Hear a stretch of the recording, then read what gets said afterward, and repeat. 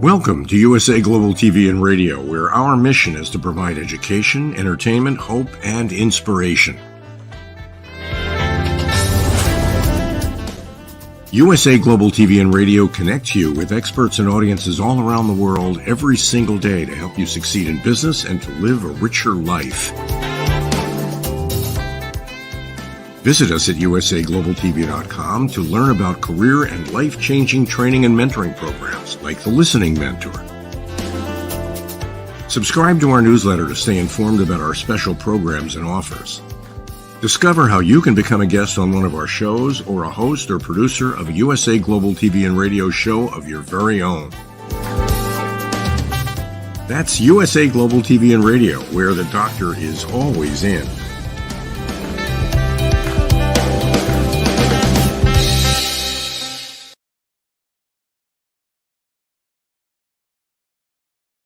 Hello, everyone, and welcome to USA Global TV and Radio. I am Dr. Jacalyn Kerbeck, and it is an absolute pleasure to have you here today for our Planet Earth show. Our topic is if we could talk to the animals. And joining me is the star of our show, Mr. Roland.Friedl. He has been going through something that really no one should have to go through. And we're just going to talk about it because I think it's a topic that doesn't really get as much discussion as it should when we think about animals and how things can happen to them. And they didn't do anything to have that happen, just a pure accident. Let's welcome Mr. Roland.Friedl, who's joining us somewhere in Europe from his motorhome. Hello, Roland. Hello, Jacalyn. Great to see you again. By the way, you look amazing. I love your new style, your hair, your outfit. Looks cool. Thank you. I appreciate that. Thank you very much. It's called the wet look. It's drying on its own. So thank you. I like it. I like it. Thank you. So Roland, we haven't seen you for a little while, maybe a week or two, and there's been a lot going on. And when you told me what happened to your beloved Aloha, I just was overwhelmed. And I thought, why don't we bring it to light here on the show, whatever you feel comfortable discussing. But if we could talk to the animals, so take it from there, please. Okay, thanks. Hello, everyone, wherever you're joining us. My name is Roland. I'm joining from my motorhome somewhere in Europe, actually in Austria, soon on the way back to Italy on the south for stay over winter there. Yeah, actually, I love animals. I love the environment, the nature. I travel with my dog.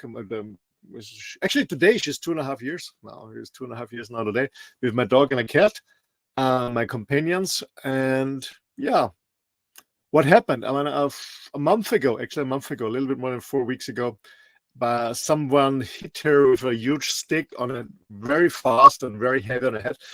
Not on purpose. It was an accident, but actually the result is the same. And so she got a brain trauma, and she was hurt very painful, very, very heavily, and her eye was smashed. So what happened, I was walking my dog in the morning, early in the morning, like always, and I met another guy who had a dog too, and he was swinging a really huge stick, full power, and he was absolutely not aware. I don't know why he didn't care. But my dog was standing in front of him, and he hit my dog, and it was annoying noise. You hit this cracking, and she was screaming up and running away. And actually, in the first second, I thought he smashed her teeth or her mouth or something like that, because it was very loud, and she was running away. And yeah, I was shocked, and I said, "What's going on?" So she was furious. She ran away. She was very scared. And where I did this dog walk here, it's half an hour walk on the riverside, and then you cross the river on a bridge and then go the other way back. And after a few minutes, another person I know, she also has a dog, she texted me on WhatsApp and said, "I saw your dog running, totally bloody, but I couldn't stop her." So I knew that she was running the whole round. So I went back to my car. I was running to my car because I thought maybe she's going back to the car, but she wasn't there. So I know another place where she's hiding. So I went with my car there. She was waiting there. She was very scared, very shy. But when I opened the trunk in the back, she jumped in. And yeah, we went to the first vet. Actually, I was in nowhere. So I was Googling. And also went about 6-7 miles away. We went there, but I didn't feel comfortable. I didn't trust him. So after 5 minutes, I left, and somebody told me there's a vet who specializes in eye, because I saw that her eye was totally smashed. You couldn't see anything. It was full of blood. You couldn't see an eye, nothing. So we went to this doctor, and yeah, and then the journey started. Oh my goodness. And so, and thanks again for sharing that, because I can only imagine going through it again. So what was the outcome in result to Aloha's health? So what did the vet determine was going on? Well, at the beginning, it was clear that she had a brain damage, a brain trauma, because the hit was very, very fast or very heavy. So they were shaken. So she needed a lot of rest. She was very confused. We had no idea about her eye, because you couldn't see anything. It was full of blood and smashed, so we couldn't see anything. So she was cleaning everything on the first day, and then he said, "What we can do is, because he doesn't know, we didn't see anything. Is there still an eye? Is there still a lens? Something we couldn't see anything." So, dogs have 3 eyelids. So what he did is he took the 3rd eyelid and put it up and closed and closed it, just to protect the eye for a few days. And after a week, he opened it and he said, "Yeah, we don't know. It doesn't look good, doesn't look bad." But I also consulted an eye specialist, or actually it's about 50 miles away. It's another veterinarian. He's an eye specialist, and I consulted him, and he said, no, he doesn't believe that she will ever see again, but let's try the best. And so I went actually almost 9 or 10 times to the vet, and this 2 colleagues, they have been on the phone, video conferences, and try to help it and support me. But last week, the eye specialist told me, "I'm sorry." Actually, 2 weeks ago, he told me, "I'm sorry. She will never see again. We can, when the blood was gone, she will never see again." And last week, it was even worse. He told me, "I'm sorry. Her eye is shrinking and goes back and back and back. It's her left eye." And so tomorrow morning, I go back to this vet, just the specialist, and he has to take out the eye completely, cut away her eyelids, and close the eye, because the danger is that, because it's still open, is that it will become septic, and then maybe she gets some bacteria into the brain, and then it's even worse. So tomorrow is the final cut. So taking the eye out, closing it forever, and yeah. Wow. And hopefully the hematurium is done, because she's on heavy painkillers since 4 weeks, and a lot of cortisone and stuff like that. So, yeah. So if she could talk to you, and animals do communicate, right? But if she could literally have words that she could share with you, what do you think she would be wanting to share? Good question. Yeah. To be honest, I'm not a person who tries to think that animals think and behave like humans. it's an animal, not good or bad. It's just different, I mean, of course, I know that she had a lot of pain in the beginning, of course, and she was scared, because she had no idea what happened to me and why it happened to me, why somebody hits me. Somebody's little, what did I do wrong, something like that. But the positive thing is, what I learned from this occasion, and for what I learned from other animals, we always had animals, dogs or a cat or something, is, animals have one huge advantage. They don't play trauma. So they stay in their emotion. When they feel pain, they feel hunger, they feel thirst, they freeze, whatever, they stay in this emotion. They're not going to interpret this emotion to come on the next level and playing trauma. Why does it happen to me? Why does it happen to me? So they don't feel like a victim. They try to overcome it. So and she's again a happy dog. She's running around. Of course, she only has one eye, so her sight is a little bit limited. She's a little bit more shy, especially when you move from the left side where she doesn't see anymore. She's a little more shy. She's a little bit more, yeah, I would say a little bit more scared when you move fast or stuff like that.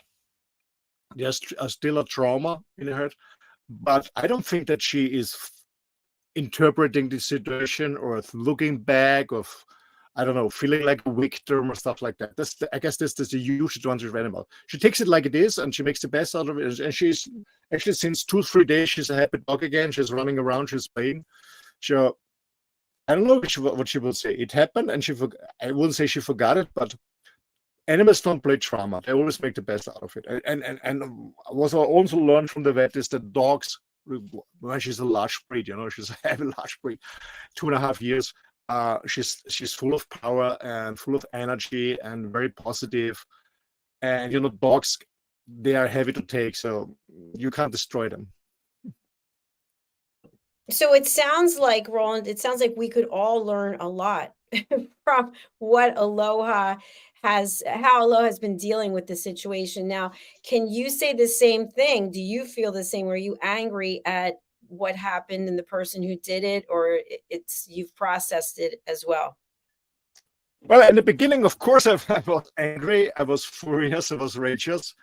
Of course, why did it happen? But to be honest, when I think about my emotions, where they're coming from, is where came all this anger and this rage. I just felt helpless. I just felt helpless, to be honest. I couldn't do anything. It just happened. I was standing away, I don't know, 4 or 5 feet away. I couldn't change everything. It just happened. And I cannot turn time back. So I cannot go back in the timeline before the event to make it unhappen. It is like it is. So to be honest, I was not complaining. I was not in a negative mood because, this negative energy inside me wouldn't help and wouldn't support Aloha to heal.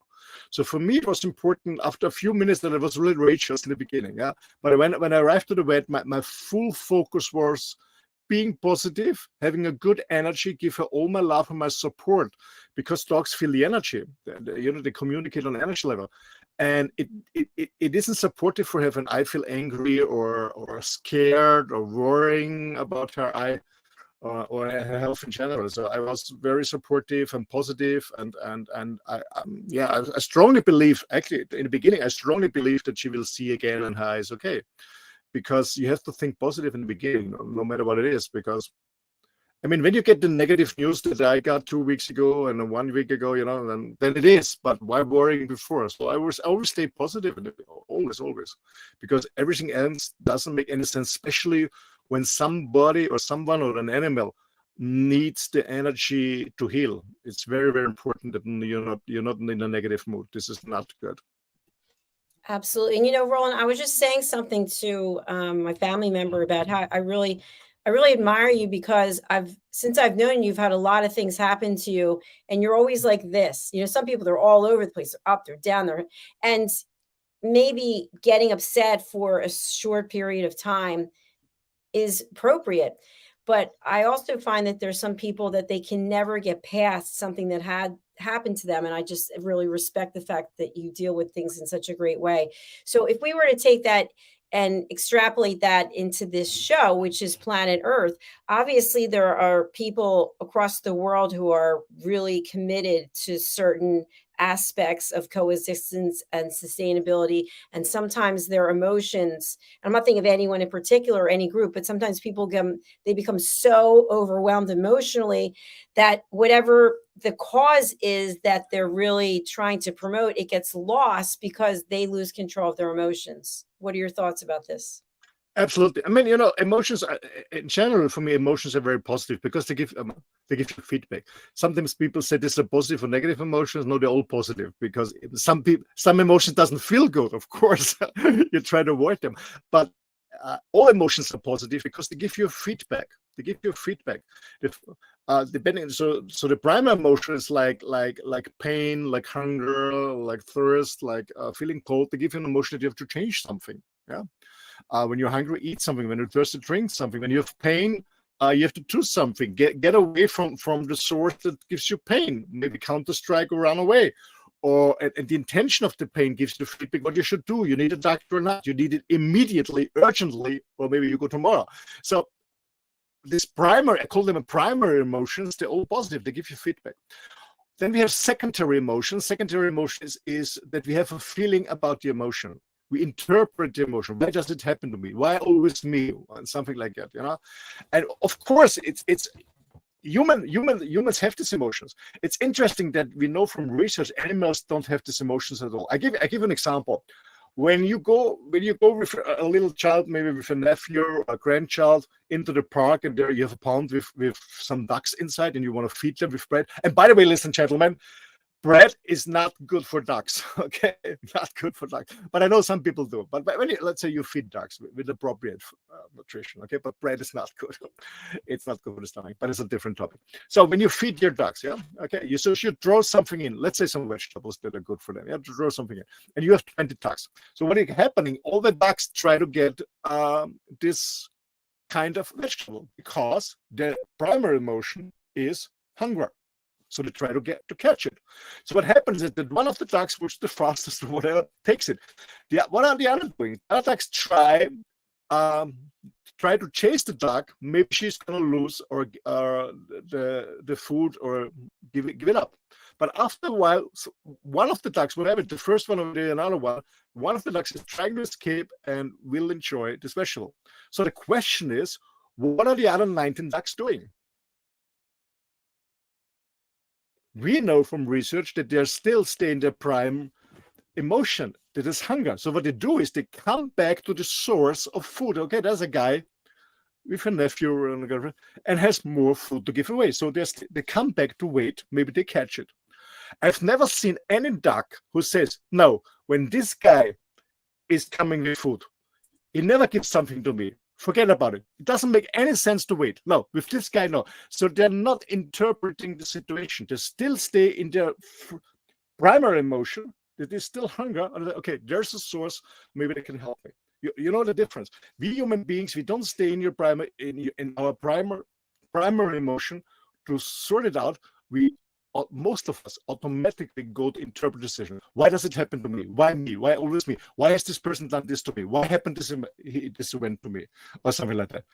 And we also know that kids, when they're born, they don't know any secondary emotions. But through education in kindergarten, school, they learn about it. When you see a small kid,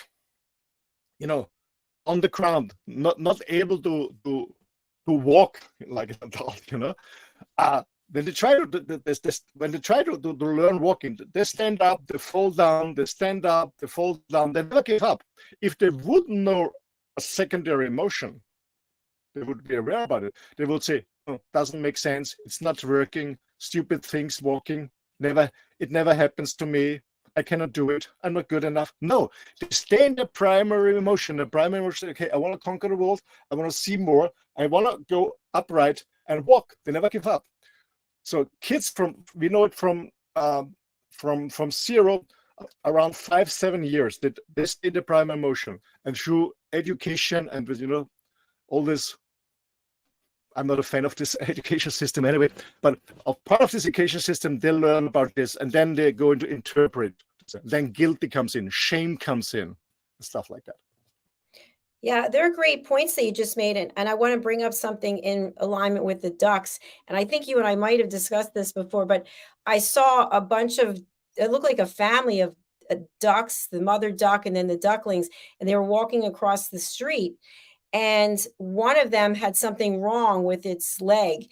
And so it was left behind, and the cars were stopped in either direction, people waiting for the ducks across the street. And I saw the mother turn her head back, but she just kept going, and all the other ducklings kept going, and none of them stopped to help this duckling, who then had to walk a little faster, but was able to make it. And I thought there was something really interesting about that. And it kind of ties into what you were saying about the food. So I guess it's, in either case, it's survival of the fittest, and you're on your own. Absolutely, man. Nature is brutal, to be honest. Nature is brutal.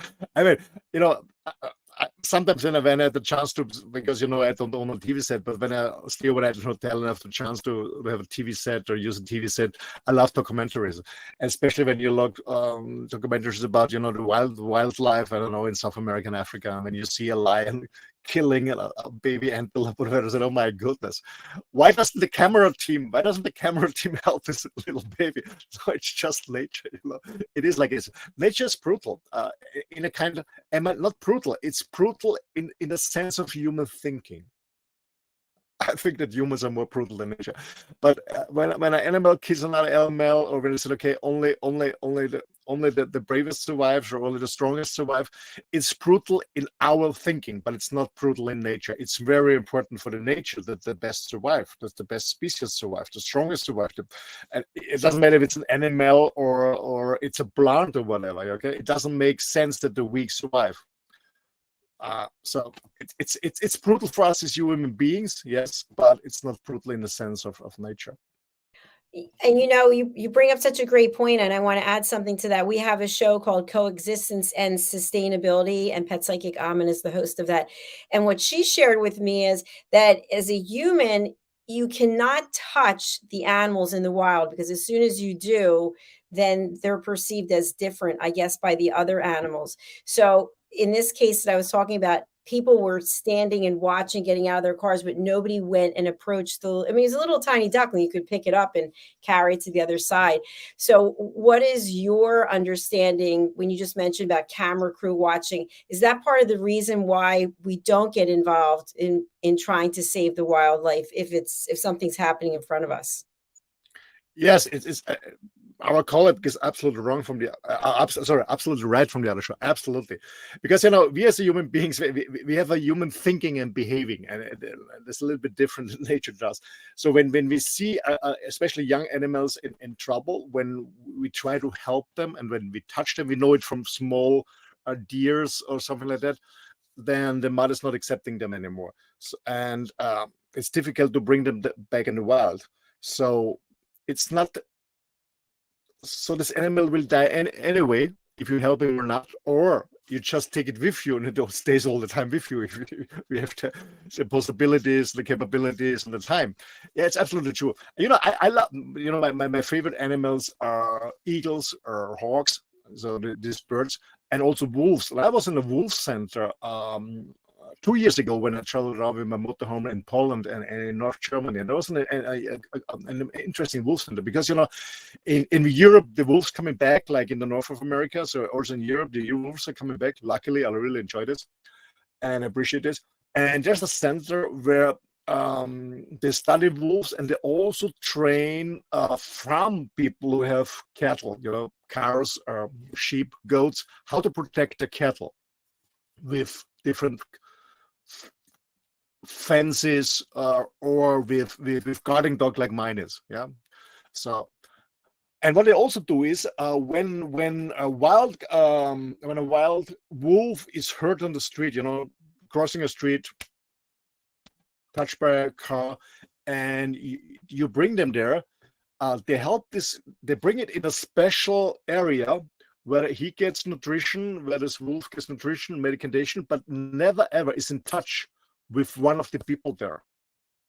So this wolf has no touch. So they give this food without touching them, he does not see any of these people working there. He doesn't. So they try to smell. Well, of course, we will smell it in some kind, but he doesn't see and hear them.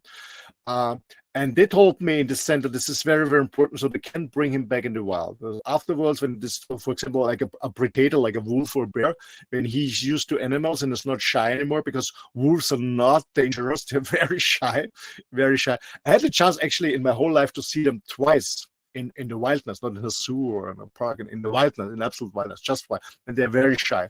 When they find out that you see them or then they smell you, they run away. They're very shy. So this guys told me there in the center, they do everything to avoid contact with this hurt baby wolf or adult wolf, so they can bring it back to nature in the wild, because otherwise it's going the wrong direction. This is with predators. I know from birds. Also, when you pick up birds in the wild, or as I said, young small deers, and they smell like a human being because you touch them, or you help them, that their parents don't accept them anymore, and then they die anyway in the wild. So that's a good point. I know I've seen a number of dead birds or birds that are in the process of dying, and I wondered, if I had a pair of gloves, maybe I would touch them. But I know better than to touch them, because that's not a great way to go. So when we think about this topic again, if we could talk to the animals, I feel like the animals do talk to us and basically say, just let me do my thing. Yeah, absolutely. Of course, I have a communication with my dog and my cat, but it's a non-verbal one, And of course, sometimes I speak to my dog. There's this joke where a dog owner says to his dog, "I mean, isn't it crazy that the neighbor is talking to his cat?" But anyway, so but both animals are communicating with me on a non-verbal communication on an energetic way. They feel me, I feel them, and then especially the cat. When I don't feel good, she's coming. She wants me to lie down. She's lying on my chest. She's trying to heal me. We're communicating on a non-verbal communication. Of course, I talk to my dog in public, so people have the idea that I have my dog under control. When I say stand or no or something like that, but no, but normally when we're alone, we communicate on a non-verbal base. Just it's energy. I think it's also interesting when I go for my walks and I see a number of people who have dogs, that the dogs, they can communicate, and based on, I feel, their age or the kind of health that they have, you can see their energy level. If they're all happy and trotting along, or if they're a little bit older and they're walking more slowly. But they do acknowledge me, even though I don't know any of them. They do have the ability to acknowledge that there's another being, another creature, and I feel that they have these subtle ways of communicating as well. The way they tilt their head, or if their ears are up, or if their tail's wagging. What do you think? Absolutely. On the other hand, also animals are very, as I said before, they're very sensitive. So they have a good feeling about people, whom I can trust. Can I go there? Can I come closer that they can touch me? Yes or no?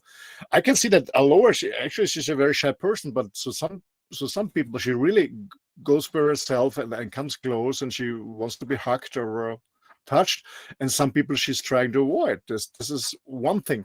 And on the other hand, what I also see is that when I see dogs, especially the smaller ones, but also larger ones, that are just mirroring or pacing the energy of the owner. So when the owner is aggressive, mostly the dog is aggressive. When the owner is scared, so I give you an example.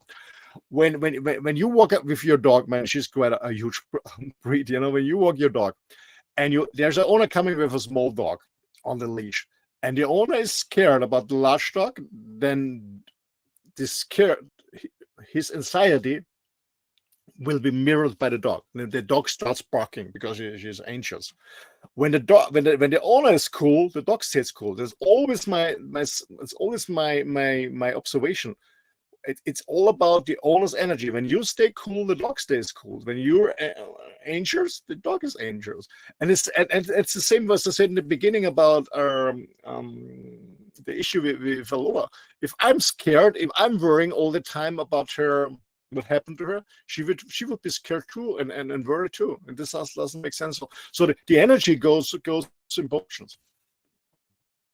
I'm so glad you said that, because that makes a lot of sense, that the animal's feeling the owner's emotions as well, and then mirroring them. That's the reason that a good dog trainer doesn't train the dog; he trains the owners. Mm-hmm. Changing the behaviors and the mindset of the owners, not of the dog, none of the animal.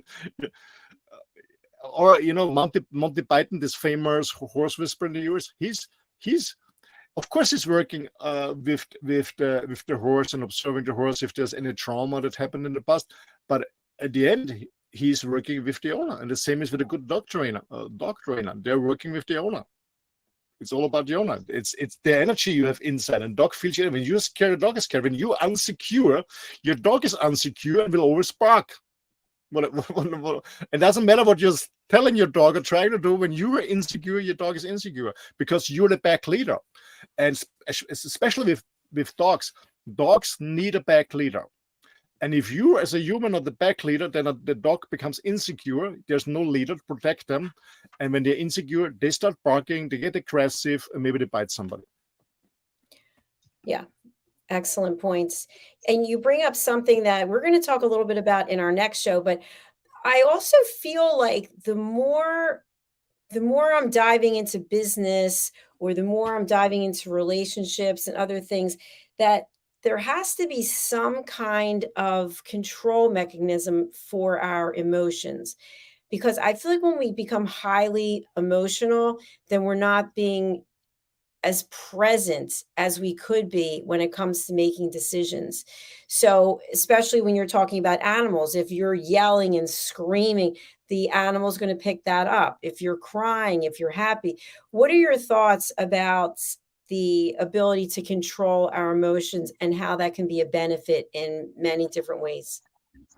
Yeah, first of all, we have to explain what you understand about with the word controlling. Okay, when you mean controlling suppress emotions, it's not a good way, because then they pop up when you don't need them at all. When you mean controlling energy, meaning acknowledge them, so realizing that you're mostly in a negative emotion, of course. When you realize them, when you acknowledge them, and when you can let them go, when you see this as controlling, this is positive. Absolutely. And this is a learning process, acknowledging your emotion, taking responsibility, don't feel like a victim, and then overcome it and go your way. The point is, when I give an example, because what I learned the last years, and I'm still learning, of course I'm an emotional person, but I can control it, meaning I feel the emotion, and what I do is, I give an example.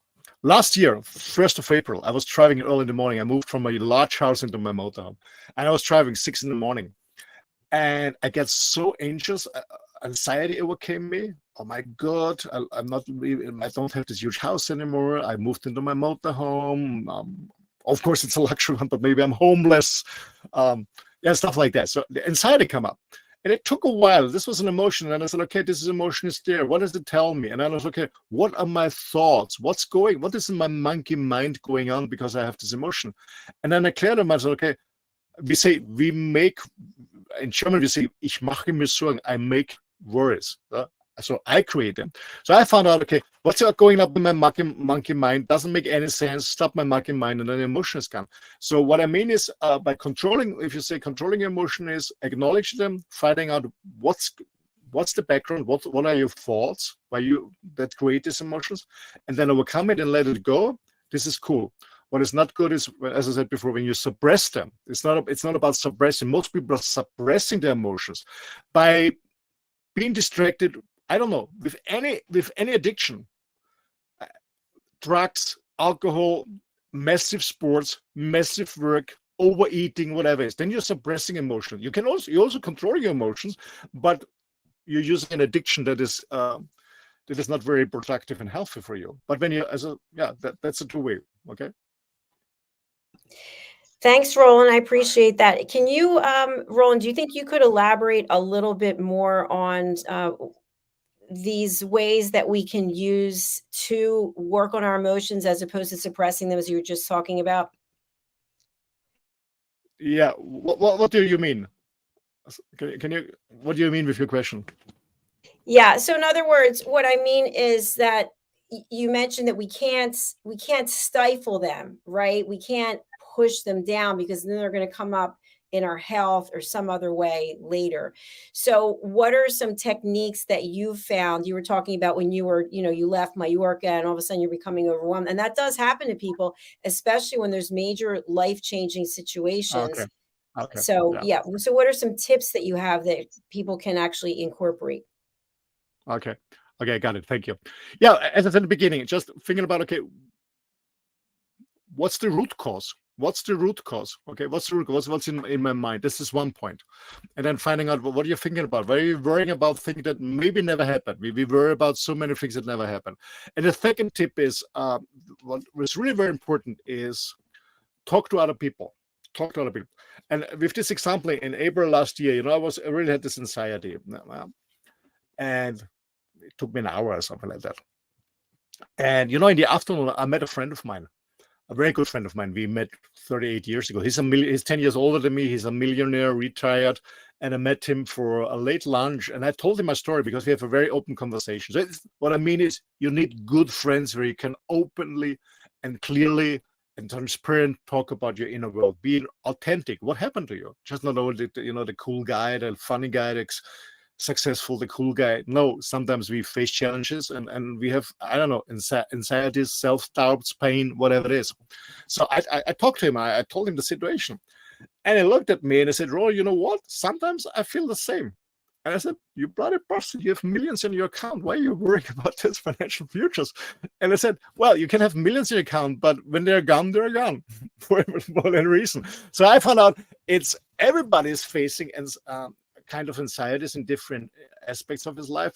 And what is helpful is really talk to other people. Talk to other people, open up honestly, talk to other people, and finding out, first of all, you're not a victim. You're not the only one that has these circumstances, these events or whatever. You're not the only one. You're not the only loser or victim. The other people aren't who are facing also challenges, how they overcome them. And then ask them, how do you overcome this? And what is your tip? And stuff like that. It's very, very helpful. I had an amazing conversation today with a friend of mine from North Germany. He was an alcohol addicted for many years, and then when he overcame it, he overcame to use drugs and alcohol, but he didn't overcome to suppress his emotions, and he became food addicted and gaining weight. But now he's free of that, and he said the same. Talk to somebody. Find help from somebody else. If you're overwhelmed by your emotion, you cannot handle them. Talk to someone. But please, don't go to a pharmaceutical shop. This is suppressing. Again, doesn't help you. Okay, if you take, it's another drug, but find out what really triggers you or what's going on in your mind, and talk to other people. And yeah, talk to other people. Talk to I hope you really have a good friend, at least one. Yeah, that's such a good point. And, we've had a number of people on this platform that have money, and they've expressed the fact that they're under a huge amount of pressure to continue making the money to pay for the lifestyle that they've created. And then at the same time, everybody wants their money. People are constantly approaching them. Can you give me this? Can you give me a loan? Can you donate to this? And so it can become overwhelming as well. And so I think it's really about not what you have in terms of the bank account and the tangible things. It's what's in here, right? It's what you have in here and what you do with that and how you share that. So I think it's been another interesting episode here on Planet Earth Show. Thank you so much, Roland. I want to add something, Dr. Jacalyn. Okay. I'm not a master. Dear guys out there, I'm not a master of my emotions. I'm still working at it. And today I signed in for an emotional training from the 6th to the 8th of October. So I'm still working on that. So never give up. I'm still working. I signed up for an emotional training. Roland, can you please share with people the services that you offer, because you can bring a lot of value to our audience, and let them know how you can help them and how can they contact you right now? They could make a phone call. They could email you. What's the best way? Okay, thank you. Thank you for this opportunity to sharing this. Yeah, ladies and gentlemen, actually my background is a business background. I started in the corporate world. I have a lot of experience in the corporate world in sales and as a leader. I built up different companies in different industries. Some are very successful. Two failed. Was one of my best learnings, and still the learnings for my clients, to be honest. So I run a consulting company in Switzerland. We train, consult, coach, mentor, spare large-scale business, international, huge companies like Xerox, but also startups. That's one thing I'm doing. And it may sound a little bit weird, but I have a very broad expertise in many things because I'm very curious. I'm always willing to learn. Sorry, but I don't have a TV set. I don't waste my time in watching stupid stuff and I don't know, telepuppy shows or whatever. Not USA Global TV Radio. This is education. So I love education stuff. I'm on YouTube. I love to learn, and educate myself. So I got a very broad experience in business, as I said before. I also started in men's work years ago. So I started with some men's group. I'm supporting men. I'm coaching men to feel themselves as men again and be aware of their emotions, try to explain them, and live a more healthy, happy life or fulfilled life. That's what I'm doing. I'm very engaged in nature with my foundation, Respect Mother Earth. So that's why we do also this show, the Planet Earth Show, because I strongly believe that we have to be more aware about what we're doing on this planet, because we're only visitors here for a short time. And the other thing is I'm very, very conscious and I'm very, very focused on my own health. So that's why we do every second week we do the Planet Show, and every other second week we do the It's Your Healthy Lifestyle Show, because I spend a lot of time for my health. So I eat very properly, very healthy with local stuff. Eat very, very healthy. I work out, I relax, I reconnect with nature, So I'm very into health, and I also support people who want to reconnect, to come down, to avoid burnout, or come out from a burnout, or from a depression. Or I'm not a therapist at all, but I know I can help people by reconnecting back to nature. And the best way to contact me is by email, because I'm traveling in my motorhome. I'm working a lot with clients. So the best way is email me whatever you want to hear from me, where you want to connect. You're more than welcome. It's all about caring and sharing and connecting. It's email me at office at my name, roland.friedl.com. I will spell it for you guys. It's ROLANDFRIEDL.com for those who are on a podcast. And the other ways to see it in the banner is office@roland.friedl.com. Thanks a lot. You're more than welcome to contact me. Thank you so much, Roland. I appreciate it. We'll look forward to seeing you very shortly in just less than 20 minutes for the Mallorca connection. So thank you, everyone. Please do stay tuned. Our topic today is seasons come and go and how it affects our mental health. So Roland and I will be back shortly for that. Bye for now. Bye-bye. Bye.